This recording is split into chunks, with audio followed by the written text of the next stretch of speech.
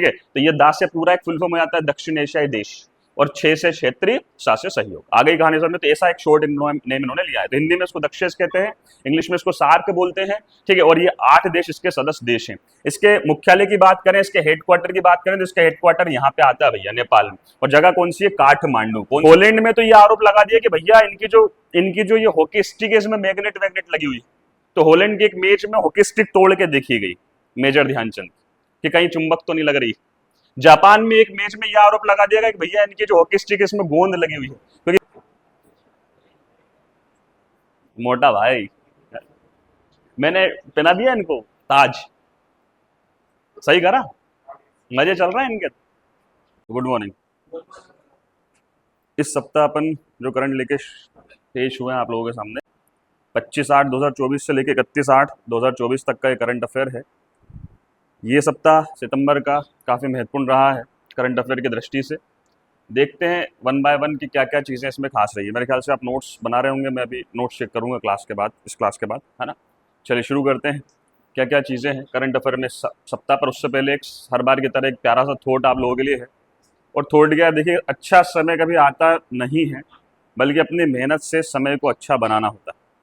तो साथियों, समय तो अच्छा नहीं आता है, तो इस प्रकार से जो अगर मुंगेरी लाल के सपने अगर कहीं का देख रहा हो, है ना, मुंगेरी लाल के हसीन सपने। एक मुंगेरी लाल था, पहले कहावत चलती थी, वो बड़े बड़े बस सपने देखता था कि एक दिन मैं 2 अंडे लाऊंगा, उनसे मुर्गी आ जाएगी, है ना, फिर उनसे और ज़्यादा अंडे निकलेंगे, फिर उनसे मुर्गी हो जाएगी। ऐसे करके वो सोचता था कि बहुत सारे अंडे और बहुत सारी मुर्गियाँ मेरे पास हो जाएंगी और मैं बहुत पैसे वाला आदमी बन जाऊंगा। तो वो पैसे पैसे बस यही सोचता था कि मैं कैसे पैसों को 10 से 20, 25, 50, 100 करता रहूँ। मेहनत नहीं करना, समय अच्छा नहीं करना, समय अच्छा नहीं लाना, बस सपने देखना।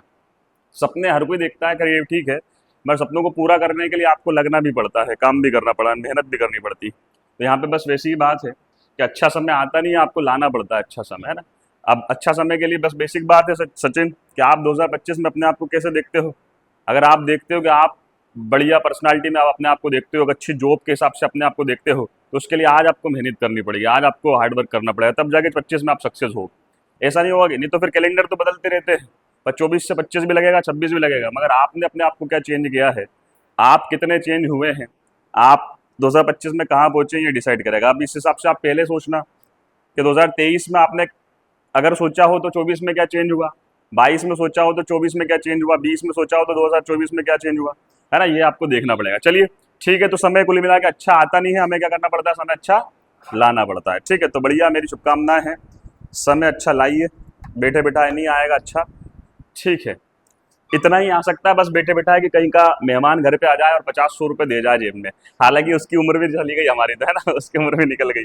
चलिए शुरू करते हैं इस सप्ताह का बेहतरीन करंट अफेयर, और कुछ पॉइंट्स आपके सामने ये रहे। सबसे पहला बिंदु है, पेरिस पैरालंपिक 2024 में अवनी लखेरा ने किस खेल में गोल्ड मेडल जीता है। ये देख पा रहे हैं आप, अवनी लखेरा, ठीक है, इन्होंने गोल्ड मेडल जीता है पेरिस पैरालंपिक में। किस खेल में जीता है, यहाँ पे ऑप्शन लिखे हुए हैं, एथलेटिक्स है, निशानेबाजी है, तीरंदाजी जिसको आर्चरी कहा जाता है, ठीक है, इसके अलावा भारोत्तोलन यानी कि वेट लिफ्टिंग जिसको हम कहते हैं। ठीक है, तो ये स्पोर्ट्स से ये खेल हैं, इनमें से किसमें जीता है। तो देखिए, सबसे पहली बात तो ओलंपिक के बारे में तो मैं ढेर सारी बात आपसे कर चुका हूँ, पहले भी वीडियो जिसके पड़े हुए हैं जिसमें हमने ओलंपिक की ढेर सारी बातें करी है।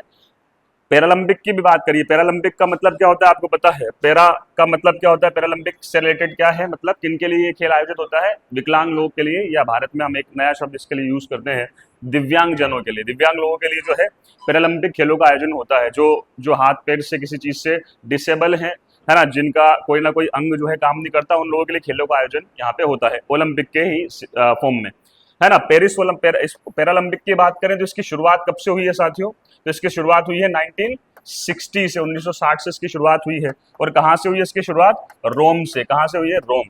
पहले भी मैंने बताया है 1960 से पैरालंपिक की शुरुआत हुई है, रोम से हुई है। ये भी ओलंपिक के जैसे ही 4 सालों में 1 साल होते हैं हर साल, है ना, हर प्रति 4 वर्षों में इनका आयोजन होता है। इस बार अगर 2024 की बात करें तो इनका आयोजन कहाँ हो रहा है, पेरिस में हो रहा है इन खेलों का आयोजन, ठीक, याद रखिएगा। 25 अगस्त से इनका आयोजन हो रहा है, और कब तक चलेगा ये, तो ये चलेगा भैया 8 सितंबर तक। कहाँ तक चलेगा, 8 सितंबर तक इन खेलों का आयोजन किया जा रहा है। कहाँ पे किया जा रहा है, पेरिस में, पैरालंपिक खेल 2024 का, ठीक है, याद रखिएगा। ये जो खेल है, पिछले साल की अगर मैं बात करूं तो पिछली बार टोक्यो में इनका आयोजन हुआ था। कहाँ हुआ था, टोक्यो में। और कब हुआ था, टोक्यो में 2020 में। कब हुआ था, 2020, ठीक है, याद रखिएगा। तो 2020 में टोक्यो में इस खेल का आयोजन किया गया था, याद रखिएगा। तो टोक्यो में जो खेल का आयोजन किया गया था, सबसे अच्छी बात यह है कि अवनी लखेरा ने उस समय पे भी गोल्ड मेडल जीता था। तो अवनी लखेरा जो है ये भारत की एक ऐसी पैरालंपिक खिलाड़ी बन जाती हैं जिन्होंने अब तक 2 गोल्ड मेडल जीते हैं। कितने गोल्ड मेडल? 2 लोग। किसमें? पैरालंपिक खेलों में। तो प्रश्न सीधा सीधा सा आएगा कि पैरालंपिक खेलों में 2 गोल्ड मेडल जीतने वाली खिलाड़ी कौन है? कौन है? अवनी लखेरा, याद रखिएगा। ठीक, अब आते हैं मेन बात, किस खेल से रिलेटेड है? तो ये है निशानेबाजी से संबंधित। किससे संबंधित है ये? निशानेबाजी, यानी कि शूटिंग, यानी कि 10 मीटर एयर राइफल से ये रिलेटेड है, याद रखिएगा। ठीक है दोस्तों, कहानी समझ में आ गई ना? चलिए, ओलंपिक पैरालंपिक की शुरुआत कब से हुई? 1960 रोम से। भारत ने इसमें 1968 से 1968 से पार्टिसिपेट किया है, इसको भी आप याद रखिएगा। ठीक है, और अब तक हमारे लगभग 30 खिलाड़ियों ने गोल्ड मेडल जीते हैं, लगभग 30। उनमें से अगर देखा जाए तो इन्होंने 2 गोल्ड मेडल जीते हैं, इसको भी आप याद रखिएगा। ठीक है, लगभग बताया है मैंने। आगे बढ़ रहा हूँ।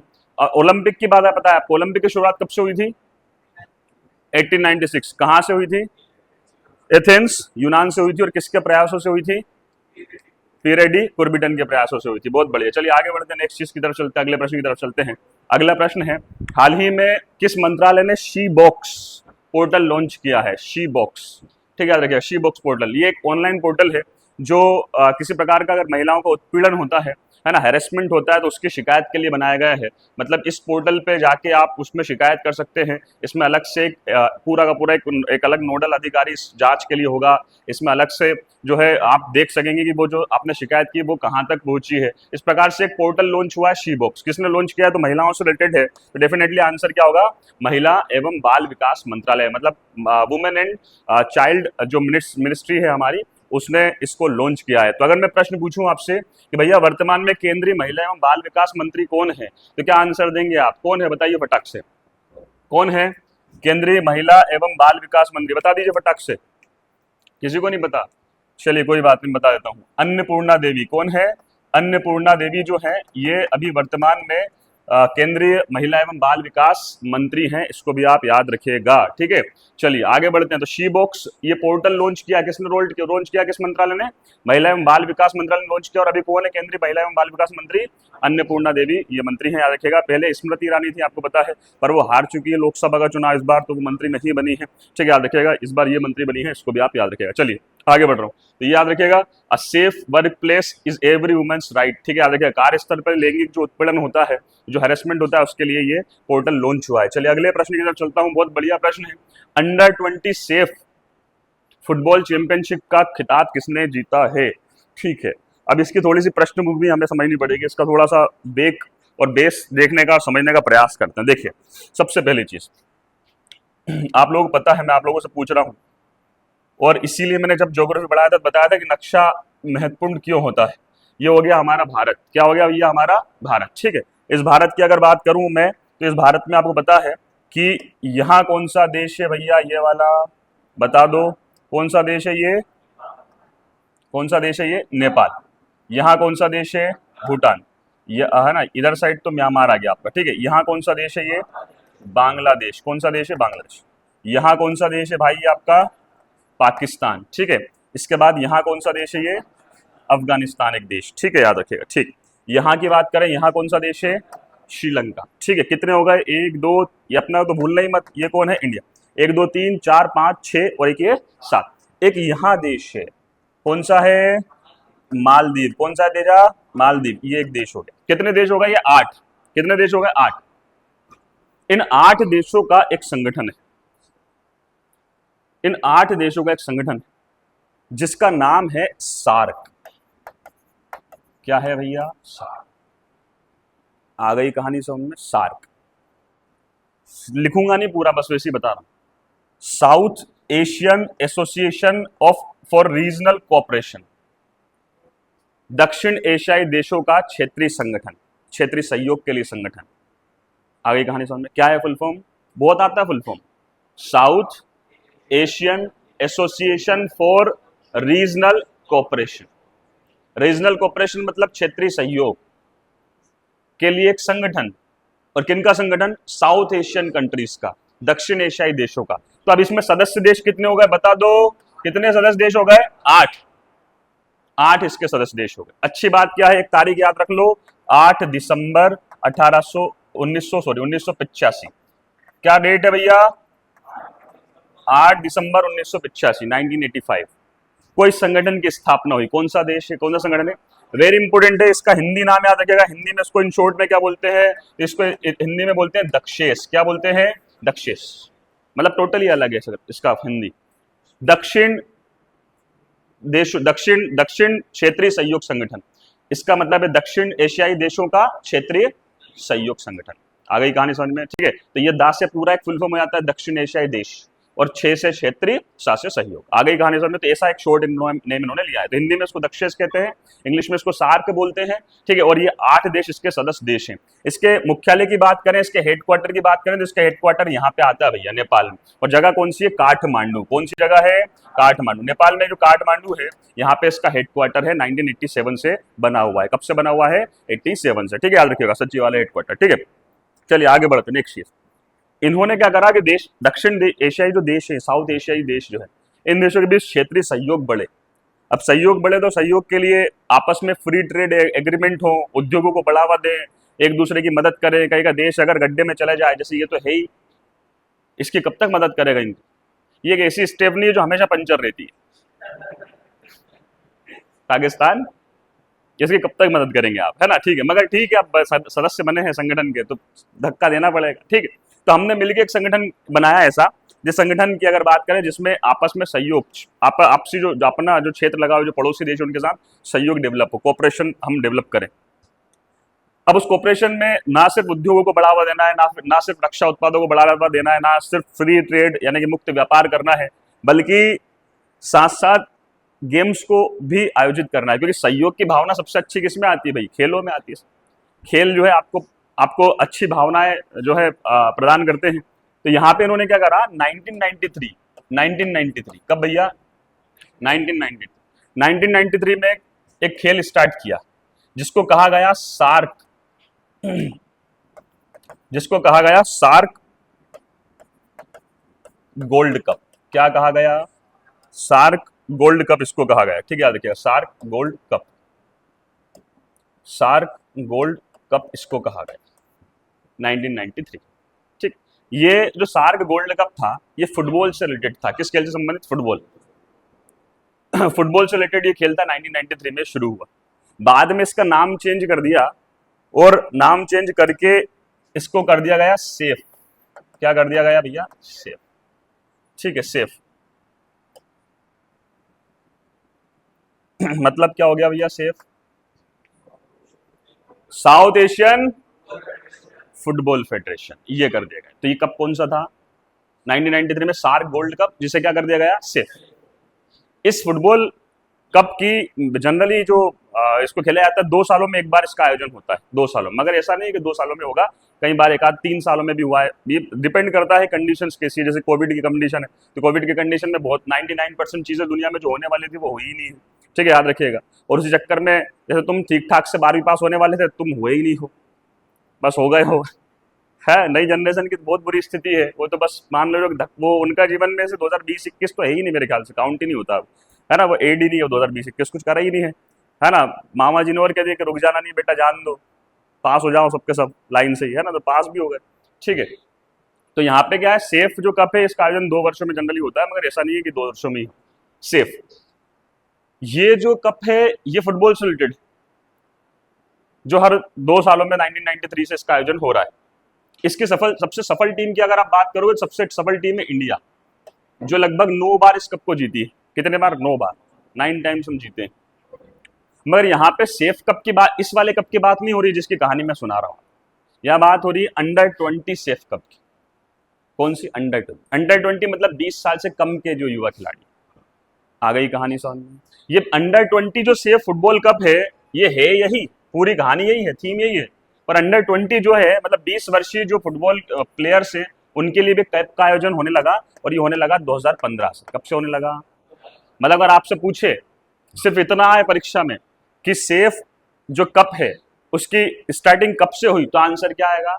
1993। मगर आपसे पूछे अंडर 20 सेफ कप की शुरुआत कब से हुई, तो 2015 से हुई। आ गई कि नहीं कहानी समझ में? ठीक है, आगे बढ़ रहा हूँ। नेक्स्ट चीज, ये सेफ कप है, ये किस देश, जिन देशों ने शुरू किया था इस कप का आयोजन? सार्क देशों ने। और सार्क जो संगठन बना वो कब बना?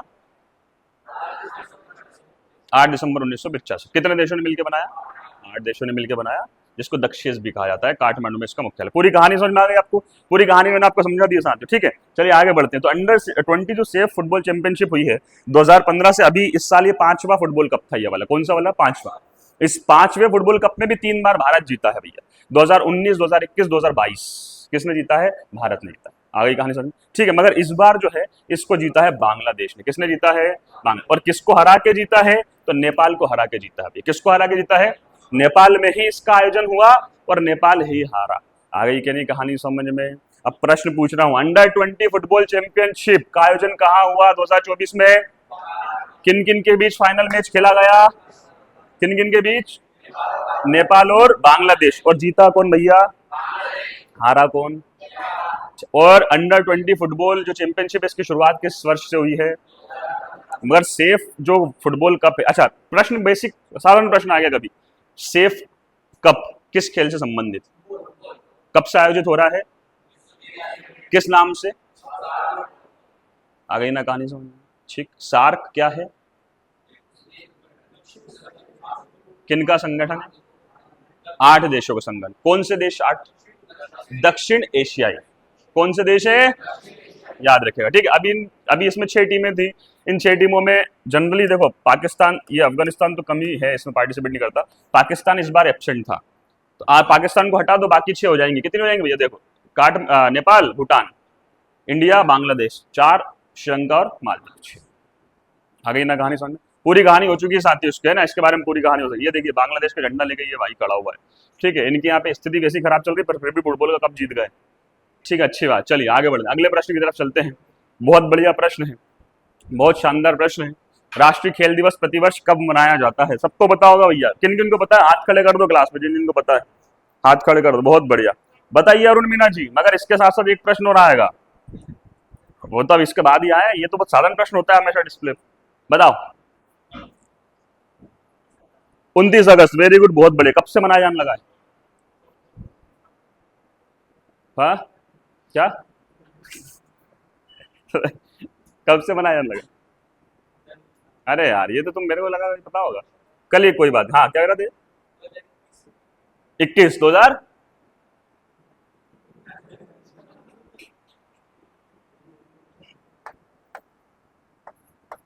2012। डिजिट वही मैं कह रहा, डिजिट चेंज कर दो बस, ठीक। 2012 से कब से मनाया जाने लगा? राष्ट्रीय खेल दिवस कब मनाया जाता है? हर साल। नेशनल स्पोर्ट्स डे 29 अगस्त, 29 अगस्त को मनाया जाता है। कब से मनाया जाने लगा? ठीक है, मनाया जा रहा है। क्यों मनाया, ये मनाया जा रहा है, कब से मनाया जा रहा है, ठीक। मगर क्यों मनाया जा रहा है सबसे ज्यादा जरूरी। क्यों मनाया जा रहा है? इसलिए मनाया जा रहा है, इसलिए मनाया जा रहा है। कौन है ये व्यक्ति? मेजर ध्यानचंद। कौन है ये? मेजर ध्यानचंद, ठीक है, याद रखिएगा। ये देखिए ये है यहाँ, ये खेल रहे हैं।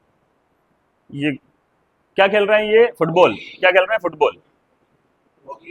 बैडमिंटन। क्या खेल रहे हैं? क्या ये? हॉकी। बहुत सारे लोगों को तो खेलों की सुई नहीं पड़ती, सही बता रहा हूँ। आप बहुत सारे लोग, हमारा रवि वो बाहर सामने वो बास्केटबॉल खेल रहा है, सामने स्कूल में बास्केटबॉल खेल रहा है। रवि कह रहा सर ये वॉलीबॉल खेल रहा है। अरे मैंने कहा वॉलीबॉल नहीं बास्केटबॉल है भाई, गेंदड़ी, ठीक है। चलिए, बड़ी समस्या है भारत में, बड़ी समस्या है, बहुत बहुत बड़ी समस्या है ना। अनएम्प्लॉयमेंट समस्या नहीं है, अशिक्षा।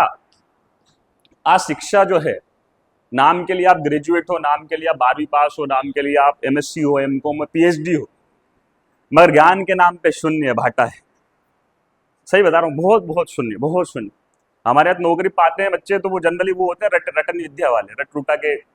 जैसे अपना अरुण मीना नहीं है, मतलब 12वीं में पास हो गया रट रूटा के और वो पोस्ट मास्टर बन गया। अभी टेस्ट हुआ, फेल टेस्ट में।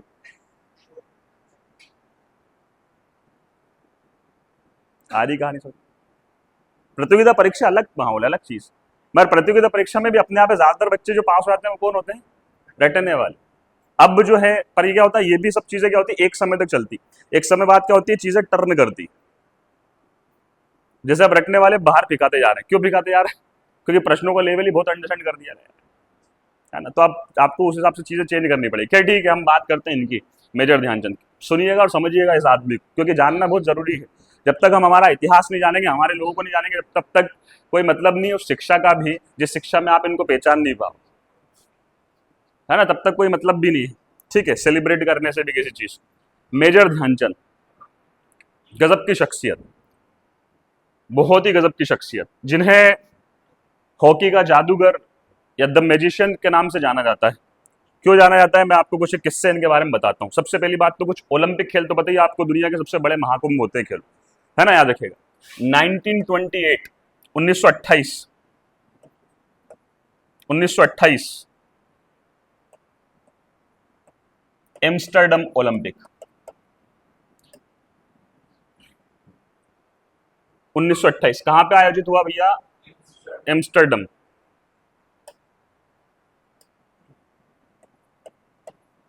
क्या हो रहा है यार?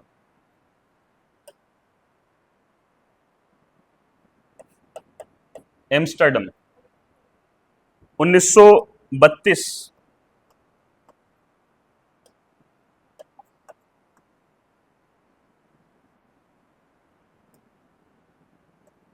लॉस एंजलिस ओलंपिक,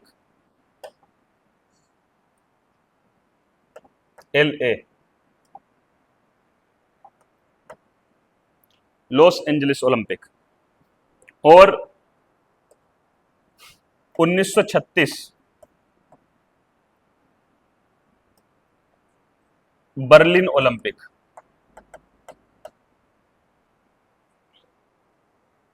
हर 4 साल में ओलंपिक का आयोजन होता है। लगातार 3 ओलंपिक खेलों में, 1928 में एम्स्टर्डम ओलंपिक नीदरलैंड में है, 1935 में लॉस एंजलिस अमेरिका में है ओलंपिक, और 1936 बर्लिन, ये जर्मनी में है। इन तीनों ओलंपिक खेलों में भारत की हॉकी टीम ने मेजर ध्यानचंद के अंडर में गोल्ड मेडल जीता। और इसके बाद भी अगर ओलंपिक होता तो भी गोल्ड मेडल जीतते, मगर सेकेंड वर्ल्ड वॉर के कारण, दूसरे विश्व युद्ध के कारण जो है ओलंपिक का आयोजन नहीं हुआ और ये पार्टिसिपेट नहीं कर पाए। आई कहानी समझ। मेजर ध्यानचंद अजय योद्धा, हॉकी के वो जादूगर जिनके ऊपर कई बार ऐसे आरोप लगे, कई बार ऐसी चीजें लगी जिनको सुन के आपको आश्चर्य होगा। हॉलैंड में एक बार मैच हुआ, उस मैच में ये कह दिया गया, क्योंकि ये जब हॉकी खेलते थे तो जो बॉल है वो इनके साथ चलती थी, पूरी बॉल। उस बॉल को ये घुमा फिरा के यहाँ वहां से घुमा फिरा के जहां जाते थे वो बॉल साथ चलती थी, और खिलाड़ी पीछे पीछे दौड़ते थे बस, और बॉल आगे आगे इनके साथ साथ और खिलाड़ी पीछे पीछे, और बस स्टेडियम चिल्लाता था कि ये हो क्या रहा है। हॉलैंड में तो ये आरोप लगा दिया कि भैया इनकी जो ये हॉकी स्टिक है इसमें मैग्नेट वैग्नेट लगी हुई है।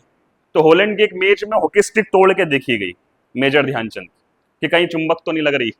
जापान में एक मैच में यह आरोप लगा दिया गया कि भैया इनकी जो हॉकी स्टिक है इसमें गोंद लगी हुई है, क्योंकि उस स्टिक के साथ पूरी की पूरी वो चल रही है, बस दौड़ रही है, वो खुद यूं घूम रहा है तो यूं घूम जा रही है, यूं घूम रहा है तो यूं घूम जा रही है। तो उन्होंने कहा गोंद लगी हुई है इसमें, तो हॉकी स्टिक में गोंद चेक किया गया।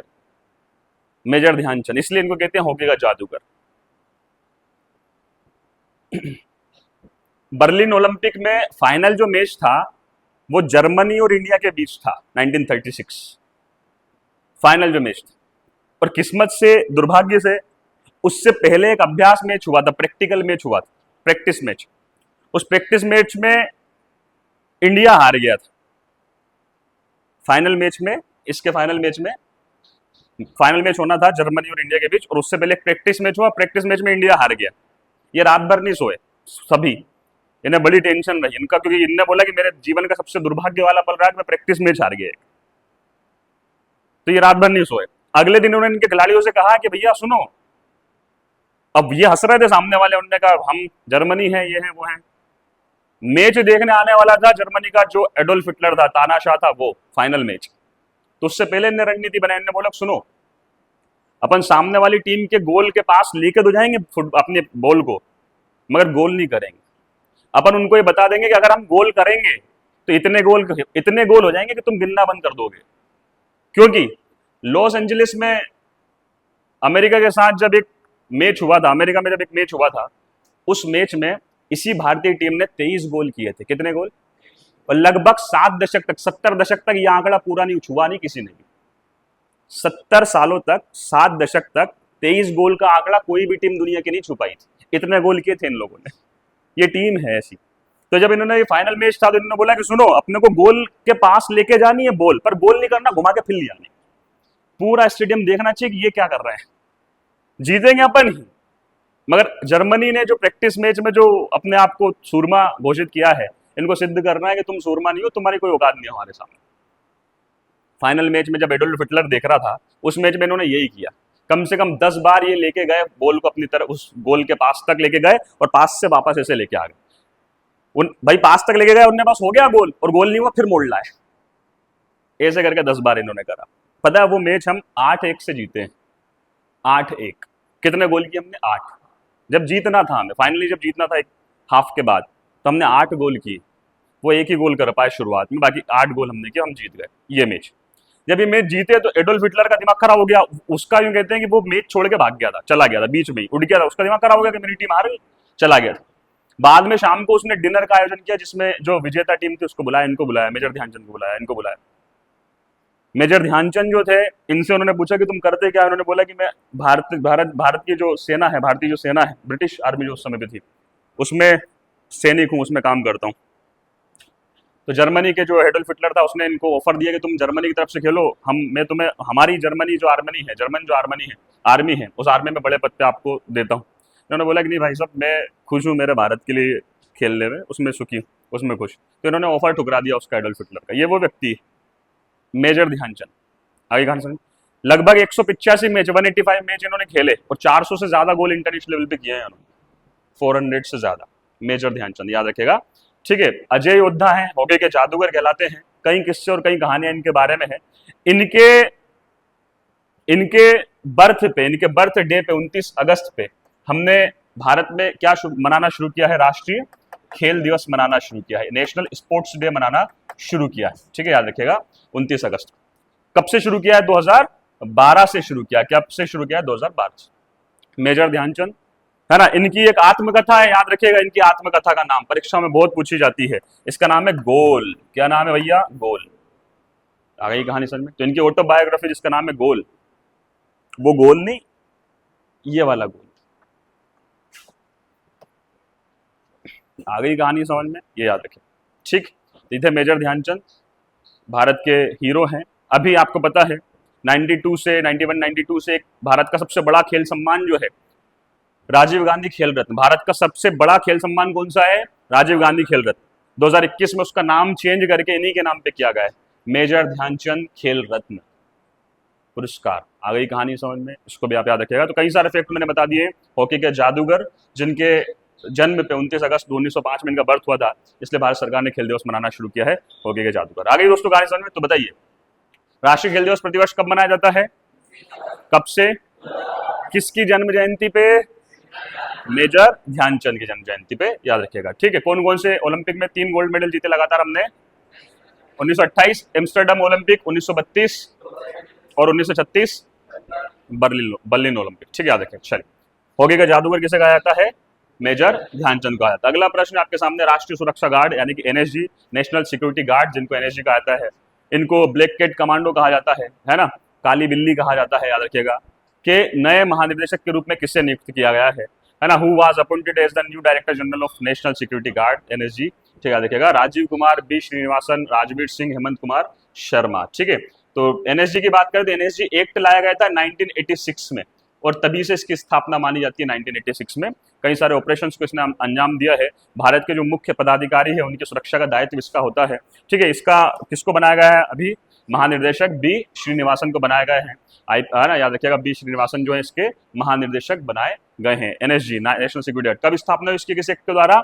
1986 का जो एक्ट था एनएसजी का संसद में, उसके द्वारा इसकी स्थापना की गई है, याद रखेगा, ठीक है। चलिए, हालांकि 1984 में जो ऑपरेशन ब्लू स्टार चला था, उसके बाद ही इसकी स्थापना की जरूरत महसूस हो गई थी। तो 85, कई बार 84 भी होता है, 85 भी होता है, 86 भी होता है, ठीक है, याद रखिएगा। मगर एक्ट जो लाया गया था वो कब लाया गया था? संवैधानिक तरीके से इसकी स्थापना कब हुई थी? 1986 में, ठीक है। आगे बढ़ते हैं, नेक्स्ट प्रश्न की तरफ चलते हैं। रेलवे बोर्ड का नया अध्यक्ष और मुख्य कार्यकारी अधिकारी किसे नियुक्त किया गया? Who was appointed as the new chairman and chief executive officer of Railway Board? ये भाई साहब चुने गए हैं, है ना, याद रखिएगा। रेलवे बोर्ड आपको पता है, भारतीय जो रेलवे बोर्ड है इसकी स्थापना कब हुई थी साथियों? 1905 में हुई थी। कब हुई थी? 1905 में इसकी स्थापना हुई थी, याद रखिएगा। और किसके का शासनकाल में हुई थी? लॉर्ड कर्जन के शासनकाल में हुई थी। किसके शासनकाल में? लॉर्ड कर्जन के शासनकाल में। ये अभी दिख रहे हैं आपको फोटो में, ये इसके अध्यक्ष बने हैं। कौन है ये? तो ये है सतीश कुमार। कौन है? सतीश कुमार। और अभी तक का जो इतिहास रहा है उसमें पहले कौन है? ये एससी, है ना, शेड्यूल कास्ट के, अनुसूचित जाति के पहले व्यक्ति हैं जो रेलवे बोर्ड के अध्यक्ष बने इतने सालों में, 1905 से लेकर तो अब, है ना, 1924 में। ठीक है, याद रखिएगा। तो ये भी फैक्ट याद रखिएगा। प्रथम पहले जो एससी या शेड्यूल कास्ट के व्यक्ति जो रेलवे बोर्ड के अध्यक्ष बने वो कौन है? सतीश कुमार। ठीक है, याद रखिएगा। 2024 में बने हैं। स्थापना कब हुई थी? 1905 में रेलवे बोर्ड की। अगले प्रश्न की तरफ चलते हैं। मोटा भाई, मैंने पहना दिया इनको ताज। सही करा? मजे चल रहे हैं इनके, भारी मजे। सही। बीसीसीआई के सेक्रेटरी, एसीसी के चेयरमैन और अब आईसीसी के chairman, son of Shri Shri Amit Shah ji, है ना। अब ये कौन है? जय शाह। नाम में शाह लग रहा है भाई। कहाँ लगे हो तुम? तुम्हारे नाम देखो, फूलचंद, राम बाबू, मुंगेरी लाल, घीसा लाल, भागीरथ दादा, प्रेम नारायण, तुम्हारे नाम, इनके नाम जय शाह। नाम भी रोयल है पूरा, इसलिए शाह देखो ना, इसलिए मैंने पहना दिया ऊपर। मुस्कुरा रहा था भाई, मैंने कहा ये ले ताज, खुश हो जा। उन्होंने कहा आईसीसी के चेयरमैन बन गए अपन। ठीक, अब कोई सा यूनिवर्सल क्रिकेट काउंसिल बनेगा अब ग्रहों का, प्लूटो, बृहस्पति, जुपिटर, इनका, उसका भी अध्यक्ष बनाएंगे थोड़े दिन बाद से, और ये लुढ़कता हुआ जाएगा उन ग्रहों। हाँ, निर्विरोध। हाँ तो भाई मजे हैं उसके। ठीक है, चलिए। आईसीसी में देखो ऐसा है कि क्रिकेट के मामले में, है ना, क्रिकेट का ऐसा है, क्रिकेट के मामले में सबसे ताकतवर जो संस्था है इनसे भी, वो ये दुनिया की सबसे ताकतवर जो संस्था आईसीसी और एसीसी, इनकी कोई औकात नहीं है किसके सामने? बीसीसीआई। भारत का जो क्रिकेट कंट्रोल है, बोर्ड है, उसके सामने कोई औकात नहीं आईसीसी की और इनकी भी, है ना। बेसिकली याद रखें, बहुत ताकतवर है बीसीसीआई हमारा, बहुत ताकतवर फैसले लेता है। तो ये जिसे चाहेगा उसे मतलब बनाने की दम रखता है एक तरह से, मान जिसको सपोर्ट कर दे। ठीक है, चलिए। तो अभी फिलहाल तो ये बने भाई साहब, आपको पता है जय शाह है। अंतर्राष्ट्रीय क्रिकेट परिषद, इंटरनेशनल क्रिकेट काउंसिल, जिसे हम आज देख रहे हैं, कभी इसका नाम कुछ और था। और क्या नाम था? तो इसका नाम था इंपीरियल क्रिकेट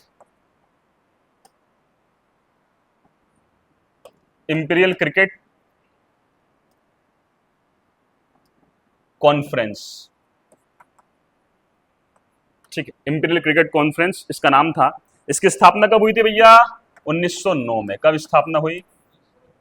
आईसीसी की स्थापना। आईसीसी की स्थापना कब हुई? 1909 में। और उसका नाम क्या रखा गया था? इंपीरियल क्रिकेट कॉन्फ्रेंस इसका नाम रखा गया था। 1968 में इसका नाम चेंज किया गया, और सिर्फ इतना चेंज किया गया कि भैया इसको कर दिया गया इंटरनेशनल क्रिकेट कॉन्फ्रेंस। फिर 1987 का ईयर आया, उस समय पे इसका नाम ये वाला किया गया अंतर्राष्ट्रीय क्रिकेट परिषद, यानी कि इंटरनेशनल क्रिकेट काउंसिल। आ गई कहानी समझ में? ठीक है, याद रखिएगा। ठीक है, 1909 में इसकी स्थापना हुई है। 3 देश जो कि क्रिकेट में उस समय पे एक तरफा चल रहे थे, इंग्लैंड शुरू से ही ताकतवर रहा है, ऑस्ट्रेलिया भी अच्छा खिलाड़ी, अच्छा जो है क्रिकेट में प्रदर्शन इसका रहा है, और इसके साथ साथ साउथ अफ्रीका, इन तीनों देशों ने मिलकर इसकी स्थापना की थी। इसको भी आप याद रखिएगा, आईसीसी। इसका मुख्यालय की अगर मैं बात करूं, इसके हेडक्वार्टर की बात करूं, तो कहाँ है ये भाई? कहाँ जाके बैठेगा? खुश काय के लिए हो रहा है? इसलिए क्योंकि ये दुबई जाके बैठेगा। दुबई कहाँ है भैया? दुबई यूएई में। कहाँ पे है? यूएई में। आ गई दोस्तों कहानी समझ? ठीक है, याद रखिएगा। तो जय शाह आईसीसी के चेयरमैन बन गए हैं, आईसीसी के अध्यक्ष बन गए हैं, याद रखिएगा। ठीक, हंस रहा तुम पे वो।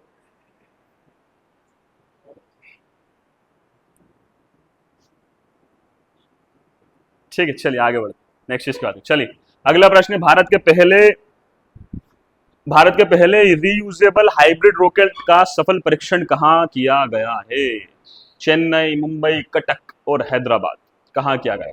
देखिए क्या है, अभी तक क्या था, अभी तक ऐसा होता है, इंडिया के सेंस में बात करें, अभी तक ऐसा होता है कि जनरली कोई रॉकेट अगर छोड़ा जाता है पृथ्वी से, तो वो रॉकेट छोड़ा जाता है तो उसके बाद वो यूज नहीं होता, वो चले जाता है, बस यूज नहीं होता। तो हमने बोला कि भाई, हमने नहीं, दुनिया में ऐसा चल रहा है, दुनिया में पहले से ऐसा चल रहा है, कई सारी एजेंसीज ऐसा काम कर रही है कि वो ऐसे रॉकेट बनाए कि रॉकेट, क्योंकि रॉकेट बनाने में करोड़ों रुपए अरबों रुपए का खर्च आता है। करोड़ों रुपए खर्च करने के बाद आप उसको एक बार लॉन्च करके छोड़ दें तो वो भी मजा नहीं। तो उन्होंने कहा एक बार इसको लेके जाएं, रॉकेट वहां जाए, सैटेलाइट को स्थापित करे और वापस आ जाए, सेफ लैंडिंग उसकी पृथ्वी पे हो जाए और उसको फिर यूज कर लें। तो बहुत अच्छी चीज है, तो रीयूजेबल तो अच्छी चीज है। तो इस हिसाब से हम, दुनिया के दूसरे देश भी काम कर रहे हैं, उन्होंने पहले ही काम कर लिया है, हमने अब किए। और हमारे यहाँ पे भी एक स्टार्टअप है, स्टार्टअप एक कंपनी खुली है ना, इसका नाम है स्पेस जोन। क्या नाम है भैया? Space zone. तमिलनाडु की ये कंपनी है। कहाँ की कंपनी? तमिलनाडु।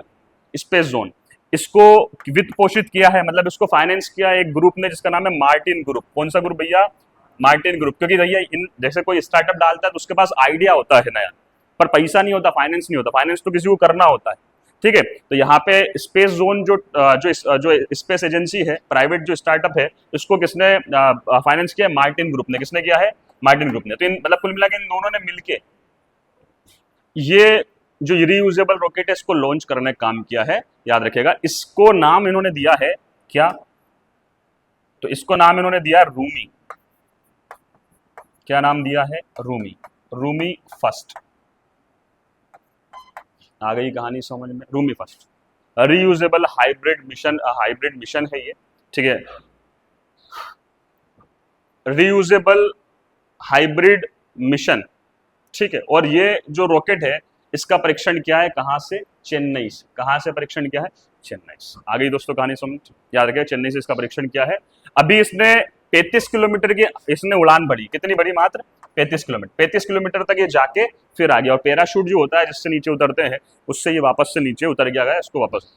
अब इनका टारगेट है 2-3 सालों के अंदर इस रूमी को अपडेट करके रूमी सेकंड को लॉन्च करेंगे और उसकी जो उड़ान होगी लगभग 250 किलोमीटर की होगी। कितनी होगी?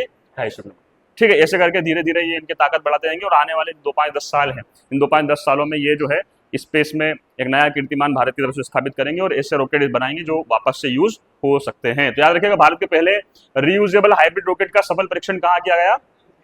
कौन सी कंपनी ने बनाया इसको? स्पेस जोन ने, है ना। और कौन उसके साथ कौन सा ग्रुप है? Martin group. और कौन क्या नाम देगा इस मिशन को?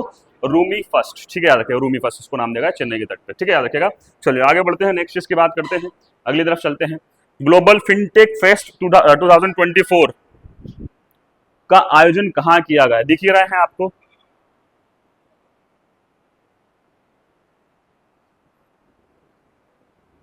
ठीक। कौन है?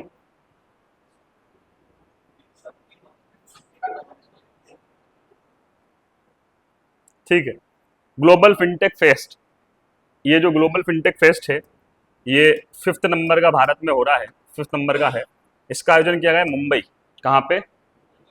जियो वर्ल्ड कन्वेंशन सेंटर है, उसमें इसका आयोजन किया गया है ग्लोबल फिनटेक फेस्ट का, ठीक है। याद रखिएगा, प्रधानमंत्री जी ने इसका उद्घाटन किया है। साथ साथ अगर बात की जाए कि ये दो लोग कौन है, तो एक है शक्तिकांत दास जो कि आरबीआई के गवर्नर हैं, और अगर एक और की बात करें तो ये जो ग्लोबल फिनटेक फेस्ट है इसके अध्यक्ष जिनका नाम है गोपाल कृष्णन। क्या नाम है भैया? गोपाल कृष्णन। तो ये तीनों ने इसको शुरुआत की है, प्रधानमंत्री ने इसकी शुरुआत की है। ग्लोबल फिनटेक फेस्ट है। फिनटेक का मतलब क्या होता है? फिन का मतलब क्या होता है? इसका मतलब होता है फाइनेंस। काय का मतलब होता है? फाइनेंस। और फाइनेंस किस सेक्टर में? टेक्निकल सेक्टर में। जैसे आप यूपीआई ट्रांसफर करते हैं, यूपीआई से पेमेंट करते हैं, तो ये पेमेंट तो आप कर ही रहे हैं, मगर काई से कर रहे हैं पेमेंट? टेक्नोलॉजी से, टेक्निकल तरीके से आप पेमेंट कर रहे हैं ना, याद रखिएगा। तो फिनटेक इससे रिलेटेड है। वैश्विक लेवल पे और कितना बेहतर बनाया जा सकता है इस प्रकार के ट्रांजेक्शन्स को, पेमेंट मेथड्स को कितने हद तक बेहतर बनाया जा सकता है, उसके ऊपर ये फेस्ट का आयोजन होता है। समारोह का आयोजन, फेस्ट यानी समारोह होता है, इसका आयोजन किया गया है। और कहाँ किया गया है? मुंबई का, जिसका उद्घाटन किसने किया है? भारत के प्रधानमंत्री जी ने। याद रखेगा। आगे दोस्तों कहानी समझ में, ठीक है। आगे बढ़ रहा हूं, नेक्स्ट चीज की तरफ चल रहा हूं। अगला है विश्व जल सप्ताह 2024 का आयोजन कब से कब तक किया जा रहा है? कब से कब तक किया जा रहा है? विश्व जल सप्ताह 2024, वर्ल्ड वाटर वीक, ठीक है। याद रखिएगा, एक देश है इसका नाम है स्टॉकहोम, शहर है स्टॉकहोम।